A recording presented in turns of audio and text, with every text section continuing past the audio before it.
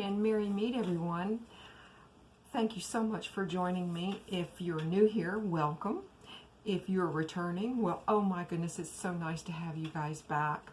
My name is Glynis and I'm the Witch of Whitetail Hollow, and today I'm not really going to be doing anything particularly witchy, not on camera anyway, but with that being said, I think you guys have most of the ingredients that I'm going to be using here today. And like many of you, I'm a huge pet lover. I've been a pet parent for years and years, ever since I can remember. And although I do not have a dog at the moment, I have had dogs in the past, and I know a few of you do have dogs. And with the heat now that's happening, oh goodness. Anyway, I can't take the heat. I don't know about you guys, but with the heat, the fleas and the ticks, I thought you guys might enjoy a little bit of an alternative to some of the commercial flea sprays and things like that, and the harmful chemicals that you put on your dogs. Now, let me say this first and foremost. This is not for cats. Nowhere near a cat, because some of the ingredients here are toxic to cats, but I wouldn't think twice about spraying my dog with it, rubbing it in his coat and down to his skin, and hopefully repelling some of the fleas and ticks in a more natural way. I'm not promoting this as a complete substitute to whatever program that you might have them on, but with that being said, let's get started. Your base is going to be 100% aloe vera. You're going to use 1/4 cup of aloe vera and witch hazel, and I know a lot of you guys have witch hazel. 1/4 cup of witch hazel, which I've already added that here. 10 drops of lemon essential oil. Let me qualify that. Lemon essential oil. That's 10 drops. And 10 drops of lavender essential oil. And 20 drops of cedarwood essential oil. And now the CDC has done research as far as the effectiveness of cedarwood essential oil, and it does help repel fleas and ticks. I'm not going to say it's going to kill fleas and ticks, but it will help repel them. And basically, that's what I have here. Just give it a little stirry.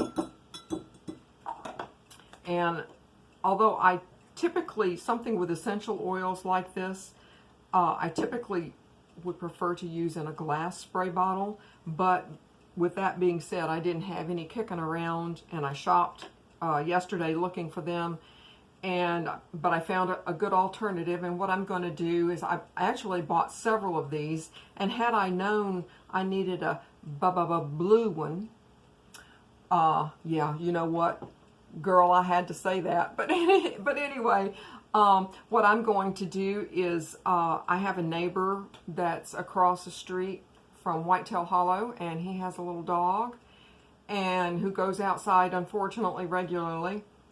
And so what I'm going to do is I'm going to make this up for him and take this to him, and we'll go from there. But yeah, I bought these at Walmart. I mean, these were like all of 97 cents. So there you go. But yeah, all of these are shown to repel fleas and ticks. And it actually, when I was making it up and stirring it up, and I'm like, you know, that smells not bad. So if I had a dog here, I would certainly demonstrate it on the dog, but being, I'll just actually take second best. It smells really good. There's no taste. I should try that again.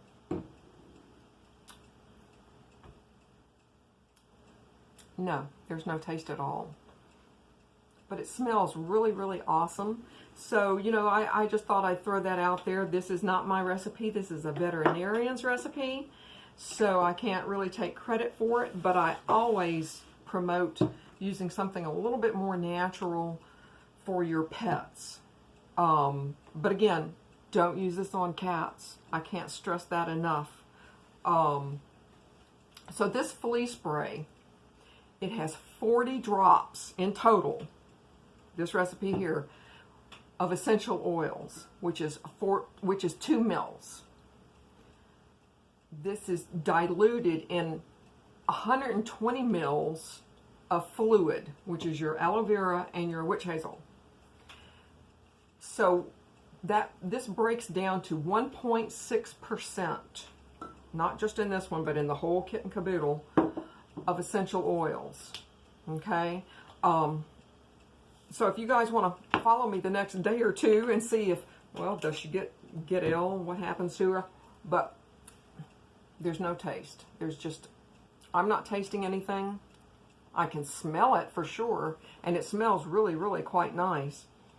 I do smell, I can barely pick up on the lavender, and I do smell just a slight bit of lemon, but it's definitely the cedarwood that comes through. And again, you know, I'm definitely not opposed to that smell. But I hope you guys have a wonderful day. I hope this helps you some. And, you know, if you like what you see, or check out some of my other videos, and hit the subscribe button, ring the bell. Oh no, I'm on YouTube, holy smokes. But, you know, definitely come back. And this, oh yeah, this, well, I'm not sure if you guys can see that. I baked a cake this morning too. I'm not quite sure if you can see this, but anyway, and you know, if you like, I'm going to do just a really quick short video on it. And it's one of those cakes that, you know, you don't have to goop up with a bunch of icing, and it's really easy. So since you don't have to muck it up with a bunch of icing, it's really good to take on picnics and things like that. And, you know, if you, after a slice or two, you know, you just kind of power out, slice it up, freeze it. It freezes really, really well. I've served this many, many times, and I'm sure some of you know or don't know, but I'm a former innkeeper, and I did all of the cooking. I did all of the baking at the inn, and so believe me, I would not recommend this if this was not a good recipe. But so yeah, I'll be doing a video on how to put this together really, really quickly. And with that, I will say merry part, and I so hope to merry meet again. Bye guys.